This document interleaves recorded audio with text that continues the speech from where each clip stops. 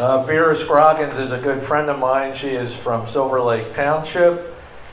She is Citizens for Clean Water, a citizen watch group that videotapes the shale gas industry. Her activism includes being an intercessor for the Spectrum line. The signs in the back are free. Donations are welcome, but not necessary. So please donate for the signs in the back. This is Vera Scroggins from Silver Lake Township.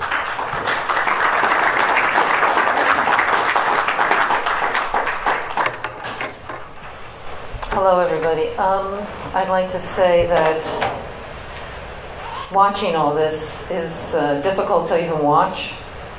It brings up emotion in me to see the massive scale of this project and to see what it will do for over 100 miles of beautiful country. And you do have beautiful country here. I drove through here recently to go to Albany. We had a big anti-fracking rally last Tuesday, and we remarked at the beauty of the land along Route 88.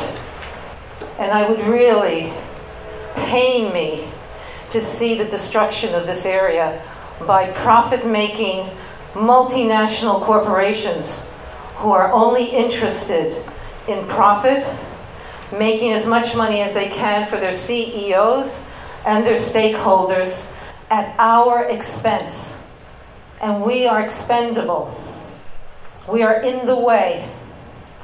And when you see one pipeline come in, you can expect more. We have one after another in our county. Our county was invaded by this army from other states like Texas, Oklahoma, Louisiana in 2008. And I knew right from the beginning what it meant. I lived in New York for 20 years, raised my family. My 3 children are born in New York. I'm from Nassau County. And then when my husband was ready to retire from teaching, we came to Pennsylvania, to Susquehanna County, and we thought we could avoid the massive development that was happening even in Nassau County. And we wanted to be away from that. We wanted clean air, clean water. We wanted to live with nature and not live just with shopping malls and industry and all kinds of business at the expense of nature and life.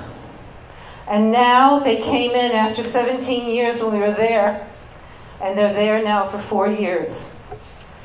And I can't tell you, maybe you can hear it, the pain that this brings up for me. I will try not to cry, but it's very, very difficult. I want to let you know, do what you can to keep them out. Do everything you can to keep them out. Don't let them in. Anything they say to you, you cannot believe. Because they are only interested in making the biggest amount of money for themselves and those close to them. And your country, your land, is secondary or on the bottom of the list. Because they can live anywhere. They can go anywhere. So we are all expendable. We need a place to run to. You will have gas, land, refugees in our state. We're looking to New York. We're looking to Maryland. We're looking to other places off the shale. We have to run at some point. I've been an activist now for 4 years. I can only last until it becomes impossible for me and my family and my friends. Then we are leaving. But I want to stay to the end because I have to witness this. And I've been witnessing it. I've been videotaping it. I have over 100 videos on my site. And you will see what they have done to us. And our state is allowing it. They are completely in cahoots with the gas industry, plus the head Crancer of our DEP. They are completely locked in with the gas companies. So I want to let you know that any lease you have means nothing. Because whatever you think you have as a protection, they will weasel out of it in every way they can. Even our government is not helping us. Even our government is not upholding the leases. The leases say that they must be guilty if it's within 1,000 feet of a gas well. So we have people who have been impacted, and they agree that they've been impacted by the gas wells. They're within 1,000 feet, and our government is not upholding it. They're not finding them guilty. They're saying they might be, but they're not allowing them to do what they need to do. So your leases are just paper. Right now, our state, from what I can see, is in greater need, our county, of money than even this area. When I drive through this area, you don't look as needy as we do. So the people are in need of money, and they have no idea what a corporation can do. Most of them are natives. They don't understand. They actually believe a corporation. So all I can say is, too, that when I found out a pipeline was coming through the northern part of our county, it's 21 miles in our county and several miles in your state. We found out at the last minute even, they said there was a public notice. Whatever you can do, if you can be an intervener, be an intervener. It's very easy, very simple. Anybody can be an intervener. So we found out, and all we had to do was write a letter. Now FERC may have a special form. I did also intervene now in New Jersey for the Spectral line.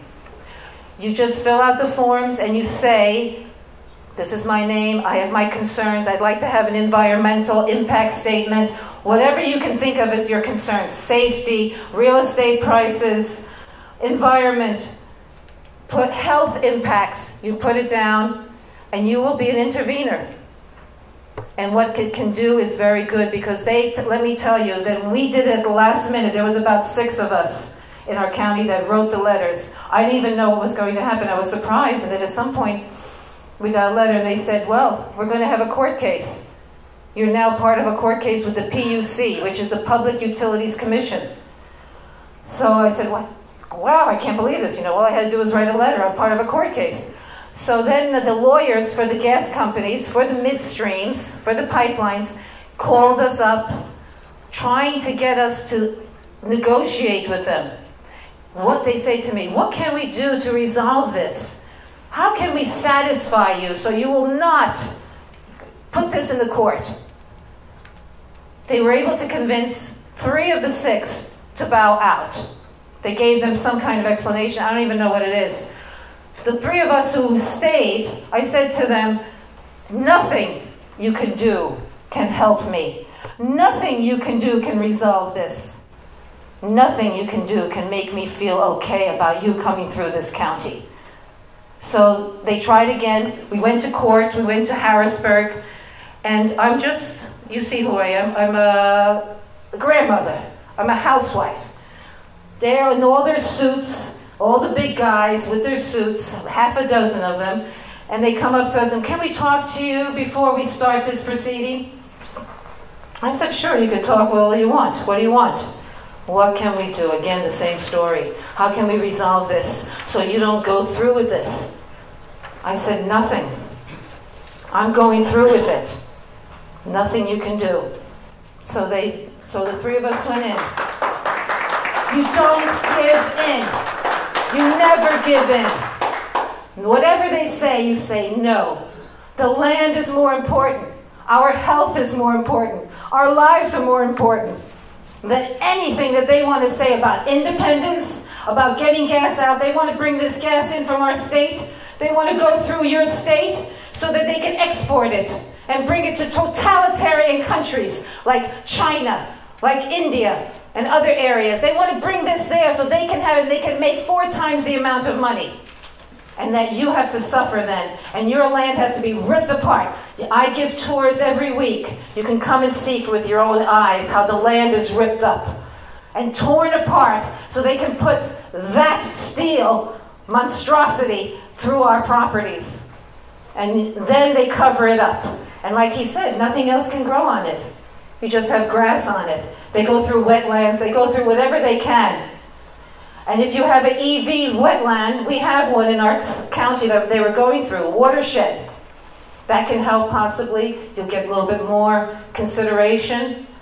but they'll bore under it, and they'll take longer than a year. Whatever they say it's going to take a year could be longer because they encounter problems. They never tell you that they have problems. Like they have blowouts. Mud coming out of the ground. They call it an inadvertent mud release. I call it a blowout. The mud comes out, and they've had many of them. They were fined by the Fish and Boat Commission afterwards for all kinds of incidents through all kinds of creeks and areas. We have a creek near us. We had 8 blowouts. So that delays the project. The project takes longer because now they have to do extra. They have to work with this mud that keeps coming up. They have to collect it. They can't let it go near water. They have to dam up the creeks so it doesn't mess up the water. But of course, you can only dam so much, it will mess up the water. And you will see the damage when? Years down the road. 5 years, 10 years, we see it already. So all I can say is, be an intervener. As many of you as can be interveners. You could have hundreds of you.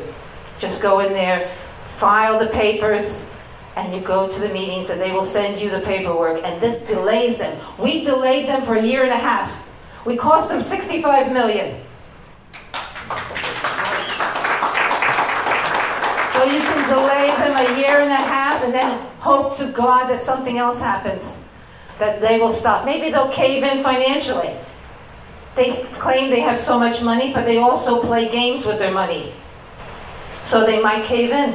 Something could happen. But do what you can. Don't even let them in.